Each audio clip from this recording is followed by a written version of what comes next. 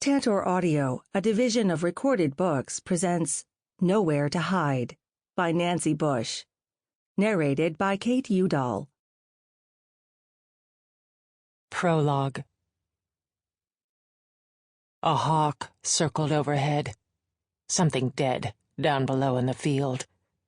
He watched its lazy circles and figured it was one of Avery Boonster's dead sheep.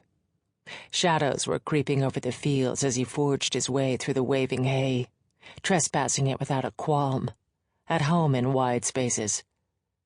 Not a sheep, a large raccoon. No visible signs of struggle, but he guessed the rodent was old enough to be at the end of its life. Probably just up and died. That's how things went, sometimes.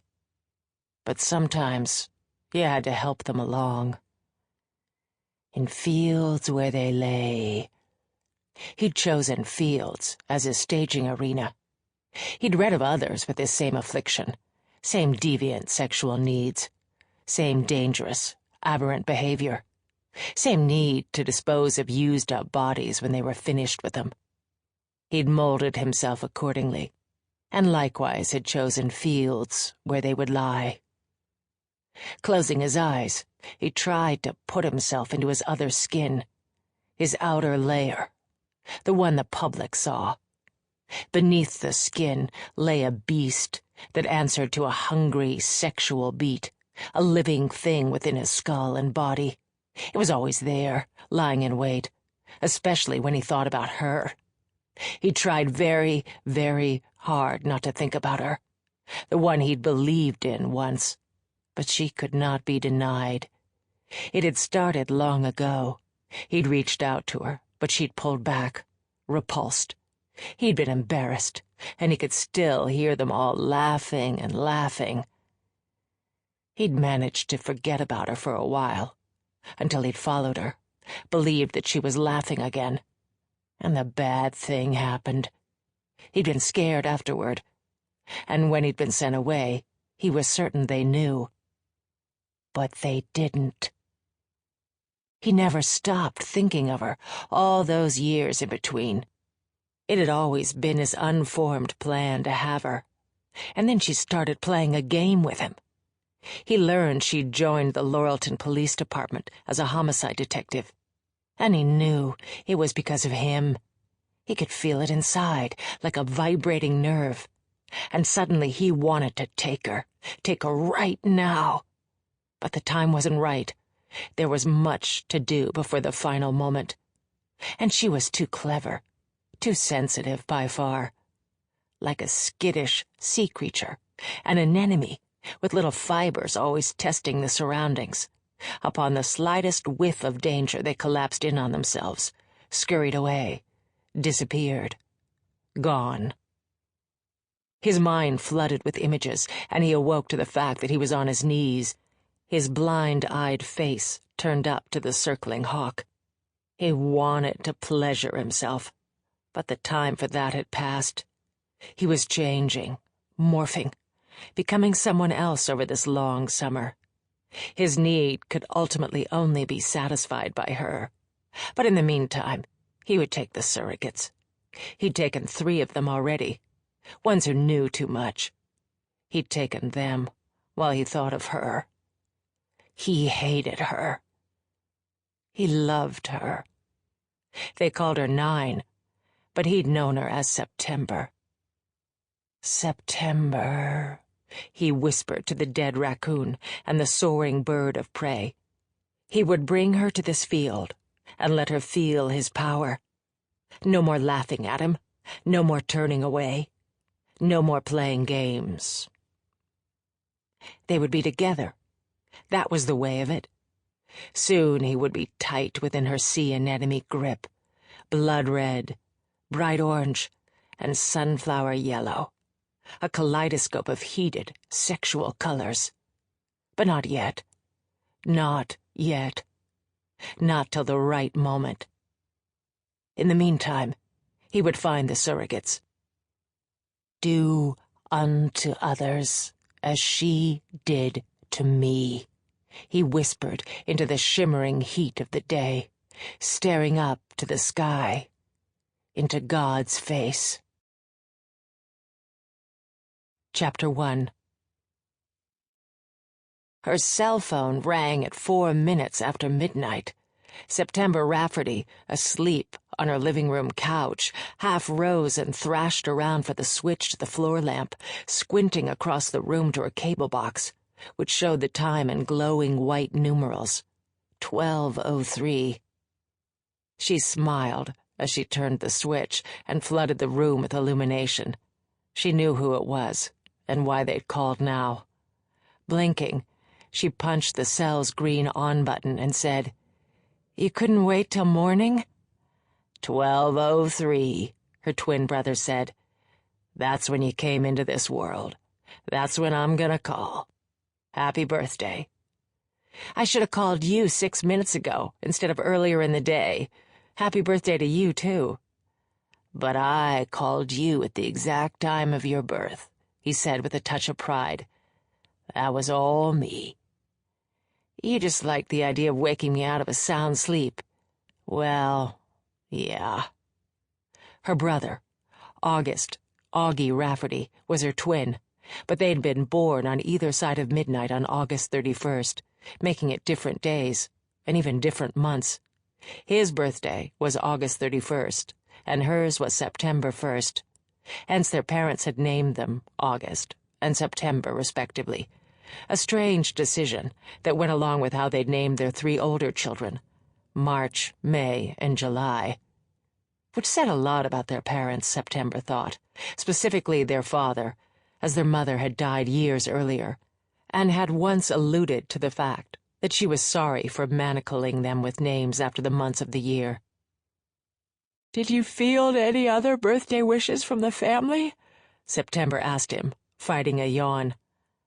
March called, and July. July's good about that stuff.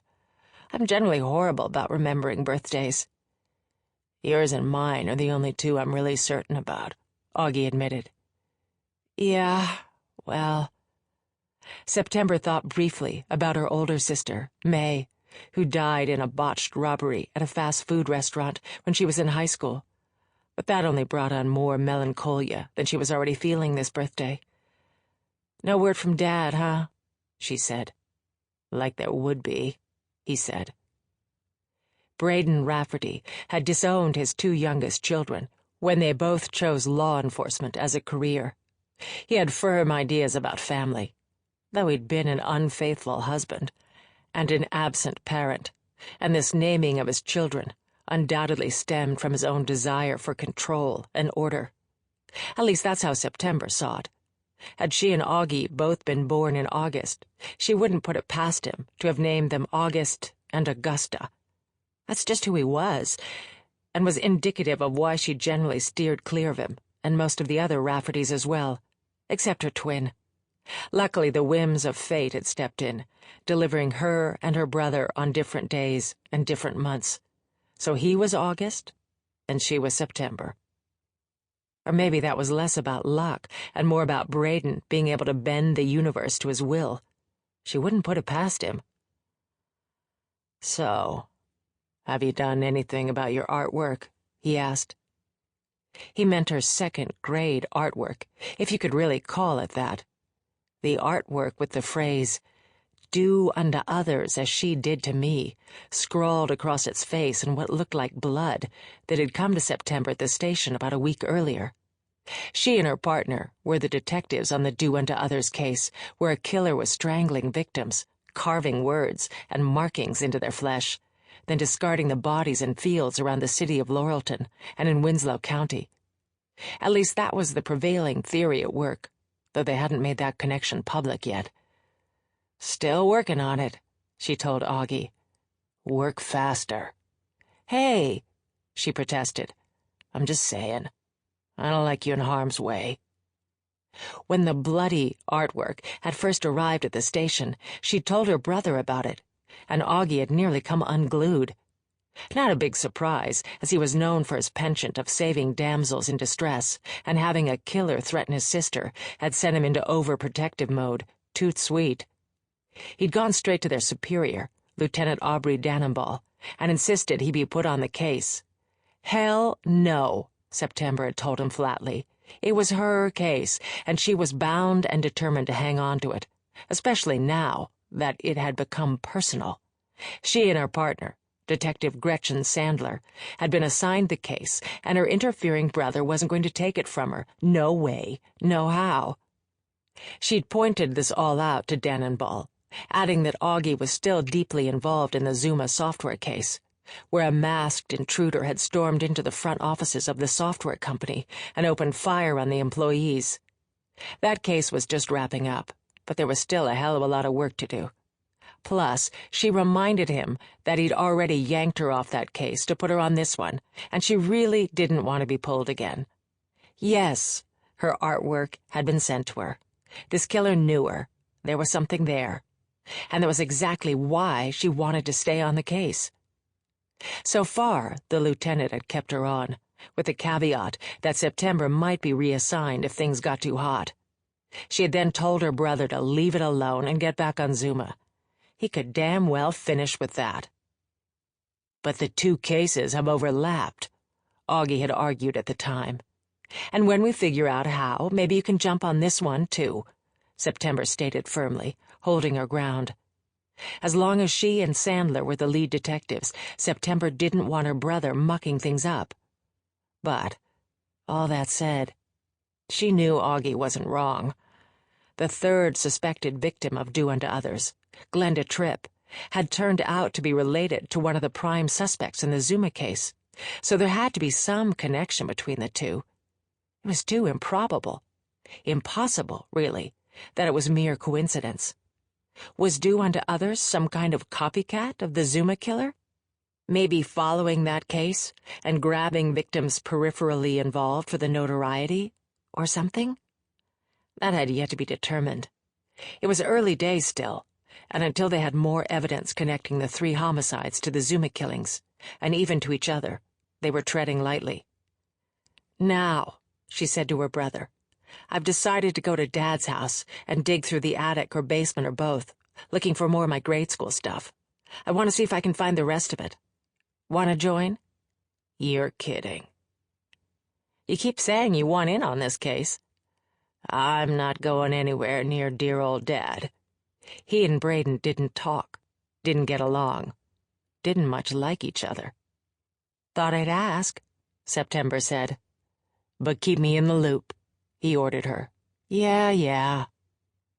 Augie hadn't exactly acquiesced to having September and Gretchen handle Do Unto Others, but he was too busy to really protest much, and though, in reality, September wouldn't have minded working with him, regardless of what she said to him.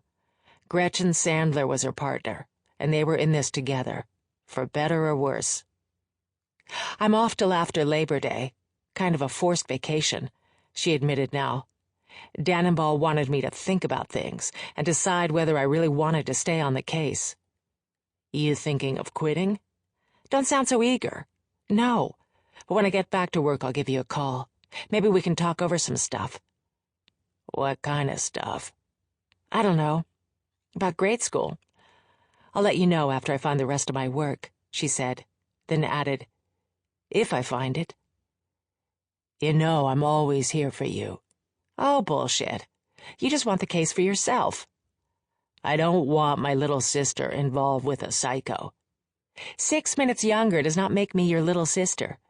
Yes, it does. Look it up. Bullshit again. Good night, Augie, she said, switching off the light. Good night, 9, he responded, calling her by her nickname. She was 9, for the month she was born, a name that had stuck all through her school years and into her adult life.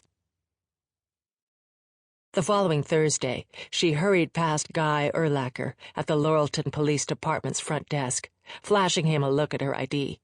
He couldn't stop himself from asking everyone for identification, no matter how many times they passed his desk. It was protocol, and Guy was all about it. Hey, he called after her, wanting her to stop, but she was having none of it today. In the squad room, she dropped her purse on her desk and walked over to stand in front of the bulletin board that held her piece of artwork. Beside it were pictures of Do Unto Others' suspected 3 victims. Sheila Dempsey, Emmy Decatur, and Glenda Tripp. They'd been reluctant to confirm they had a serial killer on their hands, as they didn't want the FBI swarming on them until they were sure. Detective George Tompkins, heavyset and squeaking in a swivel chair, and her partner, Gretchen Sandler, who was seated at a desk, a phone at her ear, in the act of making a call, both stopped what they were doing as September plucked the artwork from the board and carried it to her desk. It was something she'd made in her second-grade homeroom class. Now, she said to the room at large, "I don't care if it's ketchup or red paint or salsa or pomegranate juice. When I first saw it, I thought it was blood." She held it up for Tompkins and Sandler to see again. It had been tested for prints when it arrived, but all they found were smudges. And she felt now, since it was hers, it didn't have to be tacked on the board. "This message came to me. The killer sent it to me. It's ketchup and something else," Tompkins responded. Sandler skewered him with a scorching look. "We know, George. Jesus, stay on point. It was meant to look like blood. It was meant to scare the shit out of her." To September, she said, "I still can't believe you can remember what grade you were in when you did that." Sandler was slim and dark-skinned, half Brazilian, with curly dark hair and slanted blue eyes. She was attractive in a cat-like, predatory way, and she was known by all and sundry as a bitch on wheels. No one wanted to partner with her, but September, being the newest detective at the Laurelton PD, didn't really have a choice. So far, it had been fine. Gretchen was a good detective, no matter what others thought of her. September had been watching and learning her style over the last 4 to 5 months. Now September gazed down at the artwork, memorizing it yet again. It was made of light blue construction paper, with glued-on, cut-out pictures of brown, orange, and mustard-colored leaves falling from the sky into a pile that was drawn in at the bottom of the page. An ink-stamped happy face and several gold stars ran across the top of the piece, with the teacher's handwritten note, "Your birthday cupcakes were terrific. Way to start the school year." But underneath the teacher's words, new ones had been added in a bloody scrawl. "Do unto others as she did to me." "Mrs. Walsh was my teacher, and I really liked her," September said aloud. "The falling leaves were the first art project of the year, and my mom hung it up on the wall in our kitchen next to the refrigerator for a long time." "So, the killer got it from your house," Gretchen said. Again, they'd been over this territory so many times since the envelope had arrived at the station. It was like they were rehearsing for a play. "Possibly," September murmured. "You're scared shitless someone in your family sent it to you." This was a new wrinkle. To date, Gretchen had left the Raffertys out of it. "No," she denied. "Oh, come on," Gretchen said. But September turned away from her. She wasn't about to trash her family to her partner, even though she had entertained some of those very same thoughts. It had now been 2 weeks since she'd received the message at the station. 2 weeks since it had arrived addressed to her and wrapped inside a birthday card that read, "Way to go, 3-year-old," where someone had handwritten in a 0 beside the 3, making it 30. 2 weeks since September had begun delving through the notes, files, and photos associated with the Do Unto Others killer, and dealing with the fact that he'd sent this disturbing message specifically to her. "They know my age," September had said when the missive first appeared, brought to her at her desk by Candy from administration. "Jesus, 9," Gretchen had responded on an intake of breath. "It really does have to do with you." She'd meant the Do Unto Others investigation, because over the last several months, almost from the moment September had started as a detective with the Laurelton Police Department, this killer, or killers, had begun their rampage, leaving 2 of the victims' bodies in fields around the city of Laurelton in Winslow County, and 1 inside her own apartment. The bodies were discovered in varying states of undress, but each of them had marks across their torso. Maybe the beginnings of words, maybe something else. But Emmy Decatur's torso contained the full, "Do unto others as she did to me" message that had been later sent to the station on September's artwork. 2 weeks ago. At the time, September's 30th birthday had still been looming, so the card's timing was clear. But who knew the date of her birthday, apart from her family? Not many people. And who knew it was her 30th? Even fewer. The thought that one of the Rafferty clan had sent it made for a very subdued birthday, and though her sister, July, had made noise about getting together when she called to offer best wishes, September had fobbed her off. She'd fielded calls from her father and her brother, too, though they'd merely said, "Happy birthday," and left it at that. Not exactly warm and welcoming were the Raffertys. Not since Catherine, September's mother, had died. And then a few years later, her sister, May. Now she looked up from the artwork and across the room to the board that still held "Do unto others" suspected 3 victims' pictures. Tripp was the only one found inside her apartment. The prevailing theory was the killer had followed her home and attacked her, but had been scared away before he could fully carve his message into her skin. Since Dempsey and Decatur had been moved to Fields, it was assumed he'd been thwarted in getting the body to its eventual, final resting place.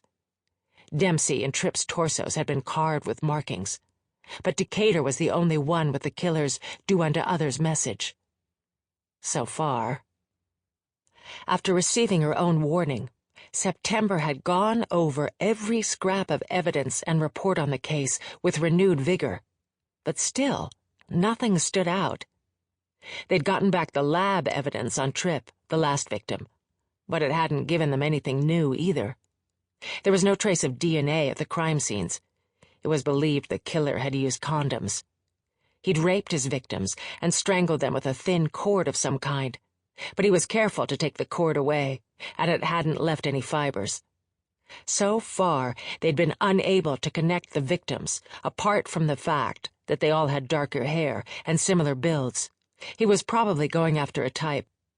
September's type, as her own hair was dark auburn, and she had a lean dancer's build. The killer had been quiet the last few weeks, which, though a good thing, didn't mean he'd stopped. Maybe he'd set his sights on September as the next victim. Maybe he just wanted to scare her, or play with her. Whatever the case, she thought, bring it on. This waiting was making her edgy and snappish. And Dannenball, though he was allowing her to stay on for now, was watching. She didn't want the feds involved until she knew more about how someone had gotten her artwork, but it wasn't her call, and the clock was ticking. She was lucky that Lieutenant Dannenball loathed interference from outside agencies, so for the moment, the investigation rested with the Laurelton PD. She hoped to solve this thing before it became a joint task force investigation with the feds, but she was of the firm belief that the killer was one man, and all 3 women were his victims. How had he gotten her artwork from the 2nd grade? Was it from her family home? She didn't want to think about what that meant. Just couldn't do it. Though she had more than a few issues with her family, she did not believe any of them capable of terrorizing her, let alone the terrible things he'd done to the 3 victims. She glanced at the clock. 5 p.m. She decided that tomorrow she would take it from the top again, start with re-interviewing the friends and families of the victims, see if there was anything else that connected them that they'd overlooked. She headed down the hall from the squad room to her locker to retrieve her purse, and she realized Gretchen was hurrying after her. September stopped and half-turned, wondering what was up. "I'm thinking about stopping by Xavier's for a drink. Want to join?" I don't know," September said. She got along with Sandler okay at work, but the idea of socializing with her was a path she wasn't sure she wanted to take. Still, Returning to her empty apartment was even less appealing, and going to visit her father at the family home to dig into her own past and see if there was anything there, what she told Augie she was going to do, what she should do, what she'd put off for 2 weeks, was the least appealing choice of the three. "Well, it is Thursday. Almost the weekend," she finally said. "Meet you there," Gretchen answered. An hour later, September was twisting a bottle of beer on the tan and black zebrawood bar at Xavier's, watching water condensation slide around the bottom of it. The top of the bar was polished to such a high gloss it reflected like glass, and the beaded water shone like diamonds under the lights. Lifting the bottle to her lips, September tried to shut her mind down, but if there was a way to stop the buzz in her head, she had yet to master the trick of it. Sandler was making chit-chat with one of the bartenders who was liking the idea that she was a cop. Idly, September wondered if Gretchen was thinking about going home with him. That would be fine with her. She really just wanted to crawl in bed and pull the covers over her head for a while. She said as much to her, but Gretchen was zeroed in on the guy. Dominic, call him Dom, and didn't seem to hear her. Deciding it was time to vamoose, September headed outside into a sultry evening, with a hot wind blowing the first leaves around, sending them skittering over her boots as she walked back to her silver Honda Pilot.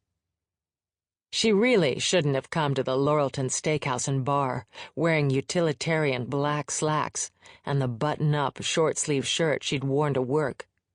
Even though it was popular with commuters, Xavier screamed for plunging necklines and chandelier earrings, and CFM shoes with 4-inch heels. Like that was ever going to happen. She should go to her father's like she'd said she would, and root through the attic and basement and garage and outbuildings in search of all the old flotsam and jetsam of her days at Sunset Elementary School. But like Augie, she didn't like going home. Ever. She hadn't been comfortable there after her mother's car accident when September was in the 5th grade, and the thought of dealing with her autocratic father, who'd basically disowned her and Augie when they went into law enforcement, wasn't a pleasant one either. And then to have to explain about a killer who was targeting her. Braden Rafferty would have an apoplectic fit, and the "I told you so's" would come raining down in a torrent. And don't even get her started on Rosamond, the latest stepmother, whose age was closer to September's than her father's. The stepmom before Rosamond, Verna, lay somewhere in between. Braden's taste had apparently grown younger as he grew older. Peachy. Switching on the ignition and the Bluetooth, September dug out her cell and hit Augie's number. That stuff she told him she wanted to talk about when he called on her birthday was bothering her, and now she didn't want to wait until she'd found her grade school papers and such to discuss it. The phone rang 3 times before he answered. "Hey there, Nine." "Hey, yourself. I'm thinking of heading to Dad's now, finally."